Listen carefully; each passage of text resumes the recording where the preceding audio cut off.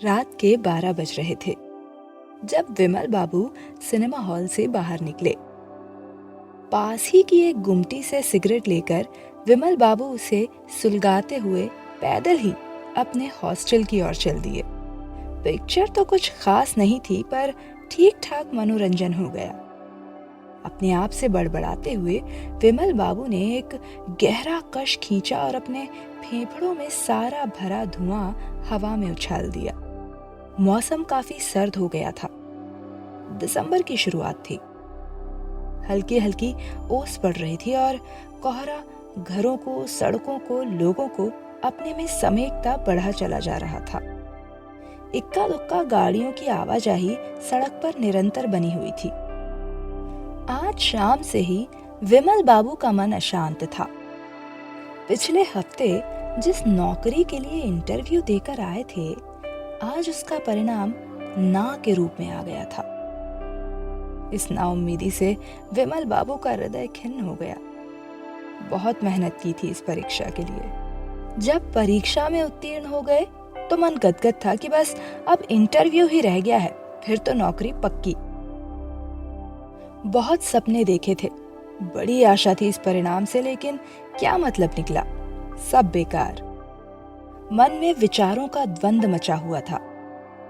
इस हताशा और निराशा से निजात पाने के लिए विमल बाबू सिनेमा देखने चले आए थे। इस उपाय से लेकिन कुछ अधिक फायदा न हुआ। मन अभी भी उदास था।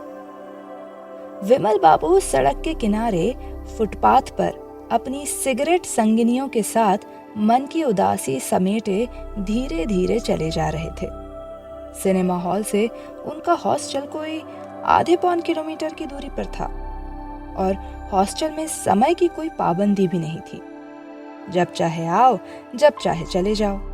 चलते चलते अचानक विमल बाबू को ठोकर लगी। विमल बाबू लड़खड़ा गए। अगर फुर्ती से खुद को संभाल न लेते तो गिर ही जाते। विमल बाबू सीधे खड़े हुए, एकदम शांत। दिल की धड़कनें बढ़ी हुई थीं। अपना हाथ दिल पर रखा, हृदय का स्पंदन अपनी हथेली पर साफ महसूस हो रहा था। इस प्रत्याशित झटके ने सारी इंद्रियों को सचेत कर दिया और हृदय थोड़ा घबरा गया। विमल बाबू ने जब नीचे झुककर गौर से देखा तो पाया कि एक चप्पल अपना मुंह छुपाए कुछ दूरी पर पड़ी हुई थी। शायद ये पुरानी तनहा चप्पल रास्ते में मस्ती से लेटी हुई अपने अस्तित्व पर विचार कर रही होगी कि तभी विमल बाबू इससे आ भिड़े और उनकी ठोकर ने दोनों को यथार्थ में ला दिया। धड़कनें सामान्य हुई तो विमल बाबू ने जेब से एक सिगरेट निकालकर सुलगा ली। पहला ही कश लिया था कि सामने सड़क पर नजर गई। सड़क दोनों छोर से किसी विधवा के मांग की तरह सूनी और वीरान पड़ी थी। बस सन्नाटा पूरी मुस्तैदी से पहरा देता नजर आ रहा था। न किसी की आवाजाही, न रिश्तों की रोशनी, न किलकारियों का शोर। यहाँ भी सन्नाटा। यही हाल सड़क का दिख रहा था। तभी विमल बाबू को लगा जैसे कभी पहले भी वो ऐसी सड़क, ऐसी ही रात देख चुके हैं। और अचानक एक क्षण में जिंदगी 15 साल पीछे चली गई। कक्षा 6 की बात है। तब विमल बाबू की उम्र 10 साल के करीब रही होगी। विमल बाबू अपने कस्बे से दूर शहर के एक आवासीय विद्यालय में पढ़ते थे। यहाँ खाने पीने से लेकर खेलने रहने की सारी सुविधाएं मौजूद थी। बस अगर कुछ नहीं था तो माँ की गोद, बहन की ममता, भाई की नोकझोंक। हाँ, हर घर की तरह ही पिता का डर यहाँ भी बराबर था, जो शायद घर से निकलते वक्त सामान के साथ विमल बाबू के संग संग चला आया था। यूं तो यहाँ कुछ अच्छे दोस्त भी बन गए थे।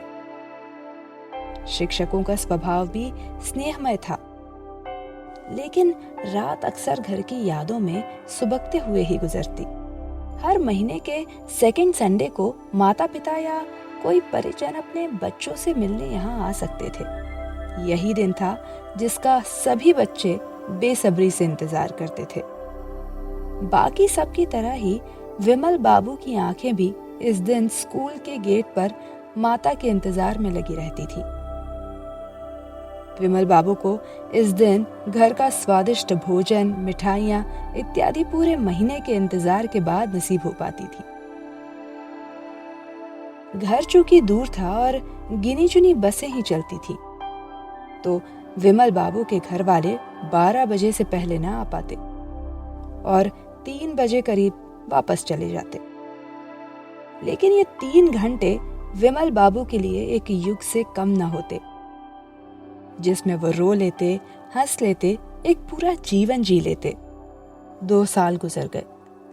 विमल बाबू अब कक्षा 8 में आ गए थे। धीरे धीरे विमल बाबू ने भी इन परिस्थितियों से समझौता करना सीख लिया था। विमल बाबू के एक मित्र थे, अजय। इन्हें फिल्में देखने का बड़ा जुनून था, लेकिन यहाँ कैसे देखें? तो रास्ता इनका भी उन्होंने निकाल लिया था। ये विद्यालय पास के कस्बे से 4 किलोमीटर की दूरी पर था। स्कूल के चारों ओर लंबी चौड़ी बाउंड्री थी, जिसका गेट सामने सड़क पर खुलता था और बाकी चारों तरफ खेत खलियान व झाड़ जंगल फैले हुए थे। तो अजय बाबू अक्सर चोरी से फिल्म देखने के पास के कस्बे में चले जाते। यहाँ 2 वीडियो हॉल थे। इन वीडियो हॉल में एक कलर टीवी और वीसीआर रखा होता था, जिससे फिल्म दिखाई जाती थी और 30-40 लोगों के बैठने के लिए लकड़ी की बेंचें रखी होती थी। यही पूरा सेटअप वीडियो के नाम से जाना जाता था। वीडियो कैसेट का जमाना था, तब सीडी डीवीडी की पहुंच गांवों और कस्बों तक नहीं थी। रोज अलग अलग पिक्चर लगती थी। 3 रुपए की टिकट और 3 घंटे का मनोरंजन। हालांकि स्कूल में सख्ती थी, बच्चों के ऊपर नजर भी रखी जाती थी और दिन में 3 बार सबकी गिनती होती थी कि कहीं कोई बच्चा लापता तो नहीं है। लेकिन मनुष्य अगर अपनी समस्याओं का तोड़ ना ढूंढ पाए तो फिर बात ही क्या। अजय बाबू अपने सीनियर से इन समस्याओं को चकमा देने के सारे गुर सीख चुके थे, जो इस मामले में अनुभवी और इनके गुरु थे। अजय बाबू अक्सर चोरी से फिल्म देखने आते और आकर साथियों को फिल्म की पूरी स्टोरी फ्री में सुनाते। अब चूंकि विमल बाबू अजय बाबू के परम मित्र तो थे, तो वो भी धीरे धीरे अजय बाबू के साथ फिल्म देखने जाने लगे। वो दिसंबर का 2nd संडे था। सभी बच्चे सुबह से तैयार होकर अपने घर वालों का बेसब्री से इंतजार कर रहे थे। विमल बाबू भी इसी कतार में शामिल थे। उनके परम मित्र अजय बाबू बीमारी की वजह से कुछ दिनों के लिए घर गए हुए थे, तो घर वालों का इंतजार और भी असहनीय हो रहा था। कपड़े तो सुबह ही धुल लिए थे, नाश्ता भी हो गया था। कुछ देर साथियों के साथ फुटबॉल भी खेल ली कि चलो समय कट जाए, लेकिन घर से अब तक कोई नहीं आया था। मेस की घंटी बजी। दोपहर के खाने का वक्त हो गया था, पर विमल बाबू खाना खाने ना गए। सोचा घर वाले आते ही होंगे, फिर साथ में खाना खाएंगे। कहते हैं सर्दियों में दिन छोटे और रातें लंबी होती हैं, लेकिन कमबख्त आज तो दिन भी पहाड़ हो गया था। समय का पहिया जैसे पंक्चर होकर लड़खड़ाते हुए धीरे धीरे चल रहा था। विमल बाबू का दिल अब डूबता सा जा रहा था। 2 बज गए।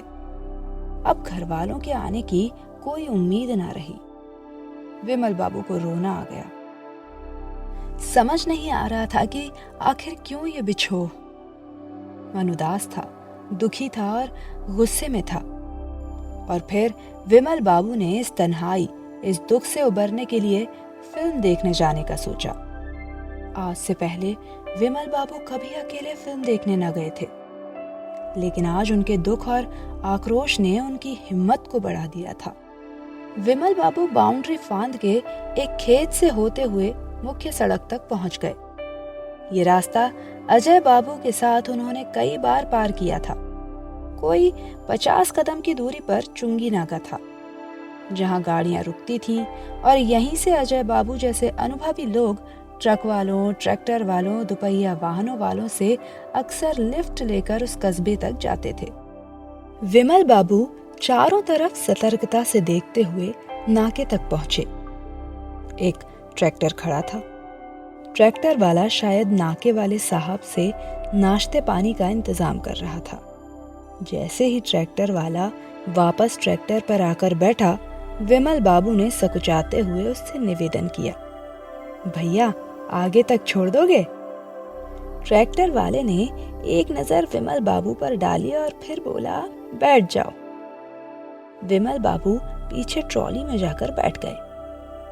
कोई 10 मिनट बाद विमल बाबू ने ट्रैक्टर वाले को बोला, बस भैया यहीं रोक देना। कस्बा आ गया था। ट्रैक्टर रुक गया। विमल बाबू नीचे उतरे, ट्रैक्टर वाले से धन्यवाद कहा और वीडियो की ओर फुर्ती से बढ़ गए। 3 बजे का शो स्टार्ट होने वाला था। फिल्म लगी थी ज़लज़ला। विमल बाबू ने टिकट ली और तेजी से वीडियो हॉल में घुस गए। हॉल में दोनों तरफ कतार से बेंचें लगी हुई थीं। विमल बाबू ने आगे से 3 सीट छोड़ के अपने लिए जगह चुनी और जाकर बैठ गए। यहां से पिक्चर सही दिखती है। पिक्चर खत्म हुई तो विमल बाबू वीडियो हॉल से बाहर निकले। बाहर काफी अंधेरा हो चुका था और ठंड भी बढ़ने लगी थी। अब विमल बाबू को जैसे होश आया, अरे अभी तो वापस स्कूल भी जाना है। रात के खाने में जब बच्चों की गिनती हो उससे पहले वहां पहुंचना है, नहीं तो पकड़े जाएंगे। विमल बाबू ने सड़क के किनारे किनारे स्कूल की तरफ चलना शुरू किया। उन्हें शायद अंदाज नहीं था कि ये 4 किलोमीटर का रास्ता पैदल पार करना इतना आसान ना होगा। विमल बाबू चलते चलते अब कस्बे से काफी दूर निकल आए थे। यहाँ दूर दूर पर कुछ इक्का दुक्का मकान ही दिख रहे थे और बस एक लंबी सड़क थी जो खत्म होने का नाम ही नहीं ले रही थी। सड़क के दोनों किनारे थोड़े थोड़े अंतराल पर पेड़ों की कतारें थीं, जो विमल बाबू को घूरती सी लग रही थीं। बिजली के खंभों पर लाइट जल रही थीं, जो विमल बाबू के लिए आशा के दीपक का काम कर रही थीं, लेकिन वो भी कुछ दूर जाके नदारद हो गईं। अब विमल बाबू को डर लगने लगा। आखिर थे तो बच्चे ही, तो उम्र भी क्या थी, यही कोई 12 साल। बीच बीच में जब कोई गाड़ी निकलती तब विमल बाबू को बड़ा सहारा हो जाता। कुछ क्षणों की सड़क पर हो जाती रोशनी विमल बाबू को तब तक एक दिलासा दिलाए रहती, जब तक कि वो गाड़ी अपनी रोशनी साथ लिए आंखों से ओझल न हो जाती। भूतों की जितनी कहानियां विमल बाबू ने अपने बचपन में बड़े चाव से सुनी थी, आज अचानक एक एक करके सब याद आने लगी। ऐसा लगता है जैसे उन कहानी के पात्र व सारे भूत पेड़ों के पीछे से अंधेरे में छुपे उन्हें ताक रहे हों। तभी दूर पीछे से एक और गाड़ी की रोशनी दिखाई दी। विमल बाबू को थोड़ी हिम्मत मिली। जैसे ही वो गाड़ी पास से गुजरी, विमल बाबू ने उस गाड़ी के पीछे दौड़ना शुरू कर दिया। विमल बाबू पूरी ताकत से उस गाड़ी के पीछे दौड़ रहे थे। वो किसी भी कीमत पर उस गाड़ी की हल्की दिखती रोशनी को आंखों से ओझल नहीं होने देना चाहते थे, क्योंकि शायद कोई है का एहसास उनकी हिम्मत को बांधे हुए था। लेकिन कुछ क्षण ही लगे होंगे कि वो हल्की दिखती रोशनी भी आंखों से गायब हो गई। और होती भी क्यों ना, कहाँ गाड़ी की तेज रफ्तार और कहाँ विमल बाबू जैसे बच्चे की सीमित गति। लेकिन अपने डर को भगाने के इस उपाय ने विमल बाबू में एक नई चेतना का संचार कर दिया। हालांकि विमल बाबू डरे सहमे घबराए से तेज तेज चले जा रहे थे, पर अब इंतजार था अगली किसी गाड़ी के आने का। अब सड़क के किसी भी छोर से कोई गाड़ी आती दिखाई देती, विमल बाबू अपनी पूरी ताकत समेत दौड़ना चालू कर देते। विमल बाबू की जितनी निगाह सड़क पर सामने की ओर थी, उतनी ही सड़क के दूसरी ओर पीछे की तरफ भी थी। इसी बीच एक साइकिल वाला पीछे से आता हुआ दिखाई दिया। विमल बाबू के चेहरे पर मुस्कान आ गई। मन में सोचा कि चलो इस साइकिल के साथ दौड़ते समय थोड़ा ज्यादा वक्त मिल जाएगा। आशा थी कि साइकिल की रफ्तार से सुर मिलाते हुए काफी रास्ता पार हो जाएगा। यही सोचकर जैसे ही साइकिल वाला विमल बाबू के बगल से गुजरा, विमल बाबू ने उसके पीछे दौड़ना शुरू कर दिया। पूरी सड़क सुनसान और अंधेरे में डूबी हुई थी। बस साइकिल के पैडल की आवाजें और उसके पीछे भागते विमल बाबू की चप्पलों के सड़क से टकराने की फट फट की आवाजें ही आ रही थी। इन्हीं चप्पलों की अजीब सी आवाजों ने साइकिल वाले के मन में शायद कुछ भ्रम पैदा कर दिया। या तो उसे ऐसा लगा कि कोई चोर उठाए गिरा उसके पीछे लग गया है, या उसे किसी भूत प्रेत की आशंका ने विचलित कर दिया। बहरहाल जो भी कारण रहा होता पता नहीं, पर वो साइकिल को तेज तेज चलाता हुआ कुछ ही क्षण में दिवाली के जलते हुए रॉकेट की तरह सन्न से दूर निकल गया। अब विमल बाबू हताश होने लगे, रही सही आशा भी बुझने लगी। बहुत देर से कोई गाड़ी भी नहीं आई थी और दौड़ दौड़ के पैर भी जवाब देने लगे थे। इस संकट की घड़ी में अब विमल बाबू को अपने कुल देवता की सुध हुई। चलते चलते अपने कुल देवता का स्मरण करने लगे।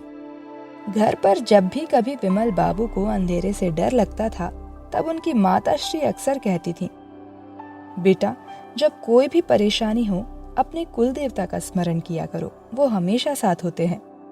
विमल बाबू को कभी इस बात पर भरोसा ना हुआ, लेकिन आज बात ही कुछ और थी।